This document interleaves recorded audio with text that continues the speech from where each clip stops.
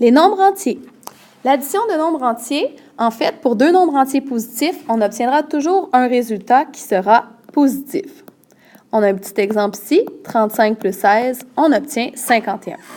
Quand on a deux nombres entiers qui sont négatifs, le résultat sera toujours lui aussi négatif. Hein?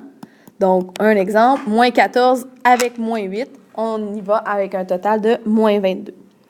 Par contre, que se passe-t-il quand l'addition de deux nombres entiers est de signes différents? Ça donnera un résultat qui est variable. Il va falloir analyser la situation pour savoir si c'est positif ou négatif.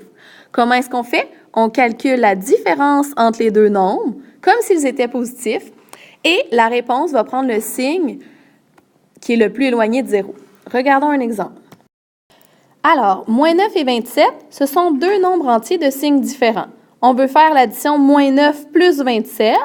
Donc, si on faisait la différence sans tenir compte des signes, on aurait 27 moins 9, 18.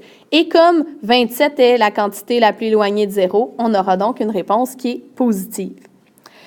Le deuxième exemple, 11 et moins 34. On fait comme s'il n'y avait pas de signe, donc la soustraction 34 moins 11 nous donne 23.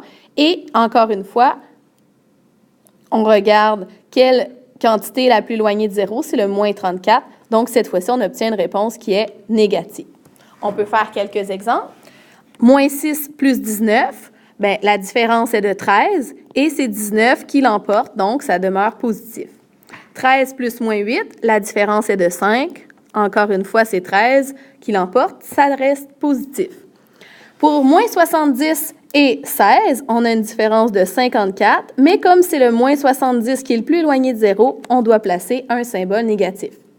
Pour moins 51 et moins 17, ici, c'est un exercice qui a deux signes identiques, donc on sera nécessairement dans les négatifs. On sera à moins 68. Au E, moins 23 plus 8, on a une différence de 15 et on sera dans les négatifs puisque le moins 23 est le plus éloigné de 0. Et finalement, 14 et moins 4, on a une différence de 10 et on reste dans les positifs car le 14 est le plus éloigné de 0. Maintenant, qu'en est-il pour la soustraction des nombres entiers? Soustraire un nombre, ça revient à l'équivalent d'additionner l'opposé de ce nombre. L'opposé, c'est le même nombre, mais avec un symbole différent. Donc, moins 27, moins 11, en exemple, devient la même chose que additionner l'opposé de 11, additionner moins 11. Et comme on vient de voir l'addition en détail, on n'a qu'à refaire la même chose.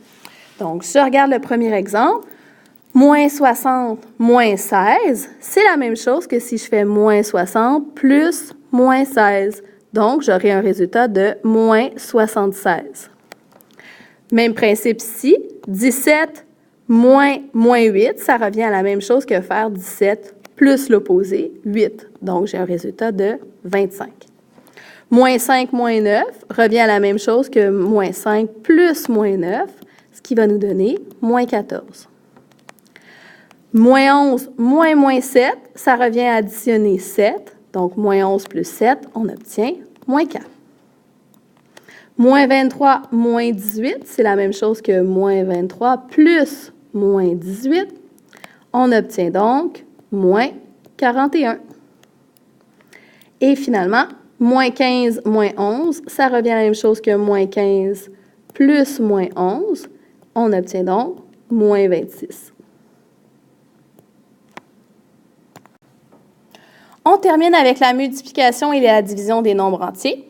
Eh bien, on calcule le produit ou le quotient comme si c'était des nombres positifs et ensuite on détermine le signe de la réponse. Si les deux nombres sont de même signe, ce sera positif et si les deux nombres sont de signes différents, le résultat sera négatif. Donc, on a des exemples ici. 3 fois 6, 18, même signe, c'est positif. Moins 40 divisé par moins 5, 8, même signe, résultat positif.